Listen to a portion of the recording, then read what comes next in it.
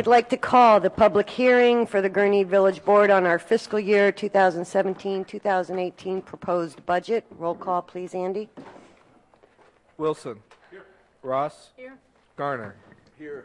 Thorstensen. Here. Balmas. Present. Hood. Here. 6 present. All right, this is a public hearing. Patrick and Brian will take it from here, and we'll open it up to the floor to the public when we're done with their presentations. Yeah, I'm just going to kick it to Brian. We went over the proposed budget on March 6th, made some adjustments since that time based on some more up-to-date information. So Brian's got about 20 slides he's going to run through quick with the changes, and then, as the mayor said, the formal budget approval is on the regular village board agenda for consideration. So. All right, thank you, Patrick. Just to recap how we got to this point, strategic plan was updated in 2015. That gives us some guidance from the planning process. We talked about the multi-year financial forecast in November. That led into the multi-year capital plan that we discussed in January. Following the capital plan, we had a series of departmental budget meetings along with individual meetings with trustees on the proposed budget. On March 6th, we had our first budget workshop. Went into a pretty detailed discussion about what was in the proposed budget. And then tonight we are at the public hearing and consideration of the budget on tonight's agenda. After the start of the fiscal year, staff will provide quarterly updates and then on a semi-annual basis as well for the strategic plan updates. And then the fiscal year will conclude in October with the presentation of the CAFR. Some minor changes really since March 6th. On the revenue side in the general fund, we updated the year-end estimate for building permits. We increased that by $50,000. All of the revenues look to be right on track with the projections that we had on March 6th. On the expenditure side, the property liability work comp insurance renewal, we trued that up to the actual, and that reduced about $127,000. We included tuition reimbursement for the associate planner position. We added back some funding for police testing, and added some funding to finish pavers and sign at Welton Plaza. So those are the only changes since March 6th.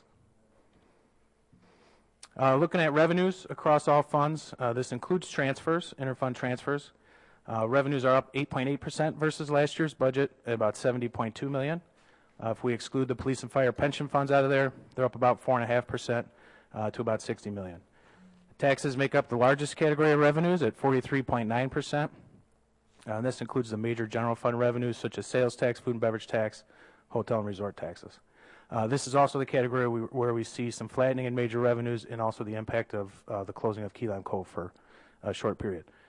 Charges for service make up 21.2% of all revenues. Consist primarily of water and sewer charges, the Warren-Waukegan Fire Protection District contract, and the new contract with Zion for dispatching. Investments and contributions account for 14.8% of all revenues and include the village's contribution to the police and fire pension funds, as well as investment income in those two funds. And if you remember, we talked at the workshop, we're budgeted a little differently for investment income this year, consistent with the actuarial assumption of 7%. Other financing sources makes about 8.3% of all revenues. This includes the revenue side of interfund transfers to the debt service, water, and sewer capital funds. Also includes an anticipated $1 million draw from an IEPA loan for the Knowles Road Tower that we should see some action on here very shortly. Intergovernmental revenue makes up 6.5%. This is primarily income tax, motor fuel tax, as well as the new reimbursement from the joint ETSB. We estimated that at about $500,000. Since that board is not official yet, we don't have a more honed-in budget number for that yet.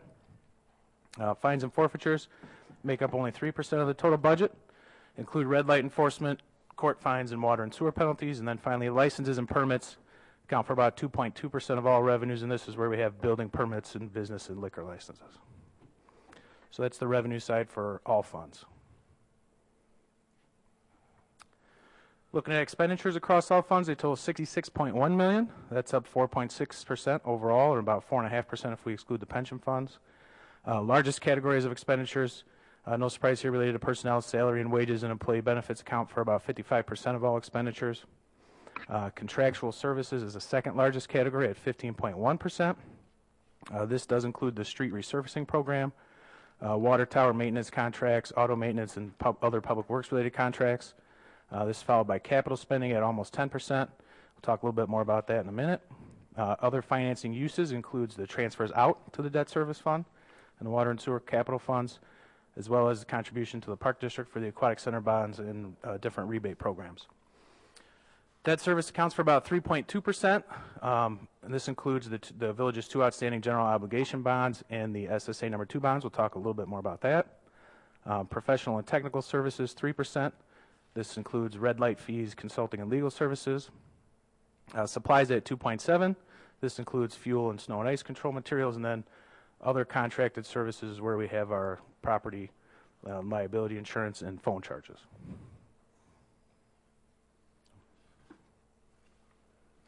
Looking at personnel across all departments, the budget includes 223.62 full-time equivalents. That's an increase of 5.92 from last year. And how that breaks down, the increase is almost entirely due to the addition of 6 telecommunicator positions to accommodate the consolidation of dispatch. Other changes include the addition of a part-time customer service position in administration, some additional summer help in public works, and the reassignment of a fire inspector to a building inspector position so we can better match activity in those 2 busy seasons.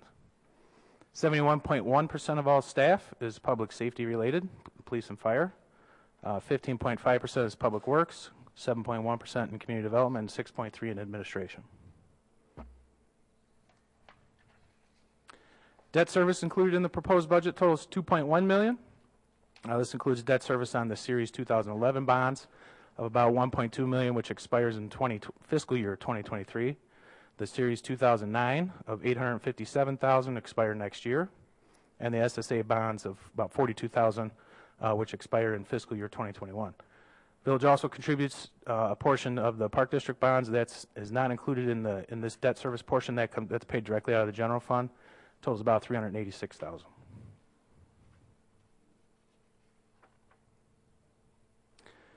The capital program, again, we went over this in some pretty good detail at the multi-year capital plan discussion.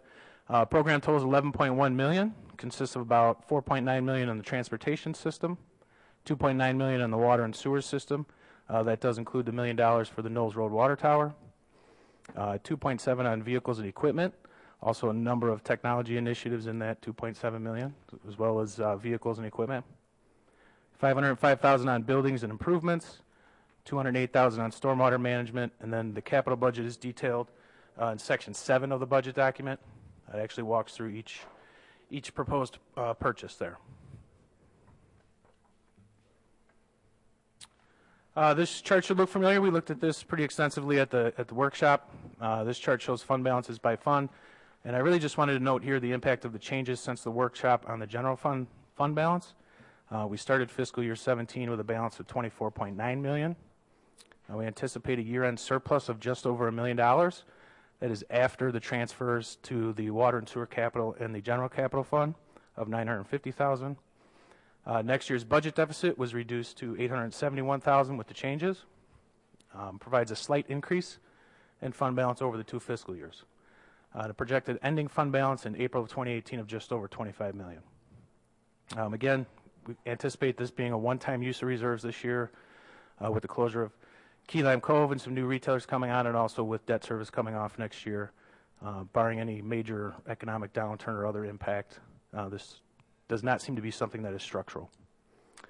I also want to point out in the capital fund, anticipated ending fund balance of $2.2 million, and the water and sewer operating fund of $5 million. So both those have healthy fund balances, so we're in a strong position from a reserve standpoint. Looking more specifically at the general fund, this is the village's main operating fund. On the revenue side, revenues total $38.9 million. This is an increase of only 1.6%. Again, flat major revenues and the impact of the Key Lime Cove closure and conservative budgeting here. Taxes make up the largest category of general fund revenues at 66.8%. This category includes sales tax, which accounts for about 45% of all general fund revenues. We'll take a closer look at this category in a minute. Charges for service, 16%. Dispatch services, ambulance billing, as well as off-duty police charges are included in that category. Intergovernmental revenue, 8.1% of the general fund revenues, and it's primarily made up of income tax. Fines and forfeitures, 5.3%. And this category includes police-related fines, red light enforcement revenue. Licenses and permits, 3.4%. General building permits, business and liquor license included in there. And then finally, investments and other financing sources make up the remaining 0.6%. So as you can see, the general fund is heavily reliant on economically sensitive or elastic revenue sources to fund general fund activities. Looking at that taxes category a little closer here, $26 million. It's down 2.4% from last year. Of this category, sales tax makes up 67.3%, followed by amusement tax at 8.9%, food and beverage at 7.5%. Other taxes, which are franchise fees and road and bridge tax, 6.4%. Telecom tax, 3.8%. Hotel and resort tax, 3.1%. Again, that's where we see the impact of the Key Lime Cove closure, and local use tax at 3%.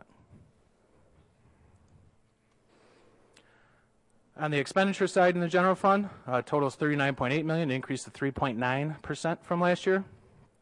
No surprise again, personnel costs make up the majority of the general fund, with salaries and benefits accounting for almost 80% of the general fund budget. The budget includes an 11% increase for health insurance costs. Overall, 3 pension funds, 6.1% increase, and then salary and cost of living increases. Other financing uses accounts for 6.8%, includes transfers out to the debt service fund, the aquatic center, and the aquatic center debt contribution, as well as payments to Gurnee Mills and the Visitors Bureau. Contractual services, 4% of general fund expenditures, includes auto and truck maintenance and various building and public works contracts. Supplies, 3.7%. This includes things like fuel and salt for winter operations. Professional and technical services, 3.4%, and includes fees for red light cameras, consulting, and legal services. Other contractual services, about 2.8%. This is where we have our property liability and auto insurance, as well as mosquito abatement services. And finally, debt service, which is simply just the lease payment on a copy machine. It's $650. Looking at expenditures by department, police and fire account for the majority at 43.5% and 26.1% respectively. Administration, 14.4%. Public Works, 10%, and community development, 6%. Finally, chart showing here, this is the general fund balance since fiscal year 2009. As you can see, it's risen fairly steadily, remains flat between the end of fiscal year 16 and the end of fiscal year 18, with a small spike there at the end of this year. But overall, a very strong position from a fund balance standpoint, and the general fund look to maintain that moving forward. So just wrapping up here. We're in a period of flattening major revenues. We'll talk a little bit more about that at the next meeting when we have a quarterly update. Growth under 2% versus around 4% increases on the expenditure side. Closure of a major revenue generator in Key Lime Cove as it transitions to Great Wolf. Contribution to the mills for updating and attracting major retailers.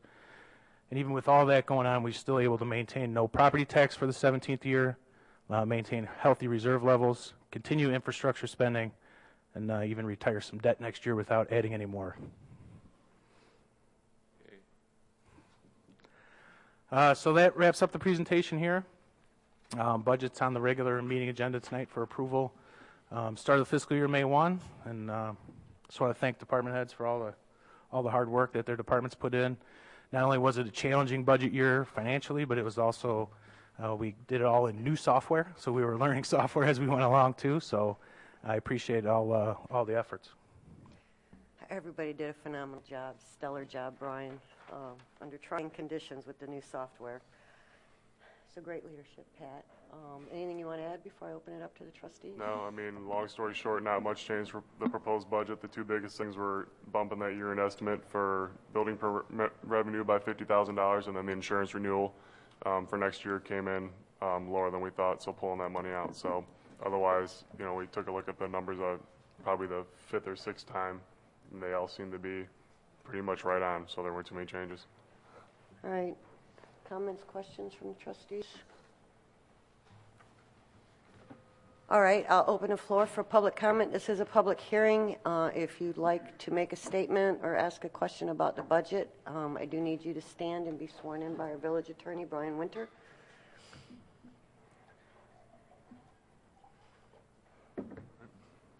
No one wants, okay, then I'll close the floor for public comment on the public hearing. If there's no comments from the board, do I have a recommendation? So, Motion by trustee Garner, second by trustee Balmas. Roll call, please, Andy. Wilson. Aye. Ross. Aye. Garner. Aye. Thorstenson. yes. Balmas. Aye. Hood. Yes. All right, and that recommendation will be acted on at our board meeting in 4 minutes. So I will close the public hearing. Do I have a motion to adjourn? So moved. Second. Motion by trustee Balmas, second by trustee Garner. All in favor, say aye. Aye. All right, we are adjourned.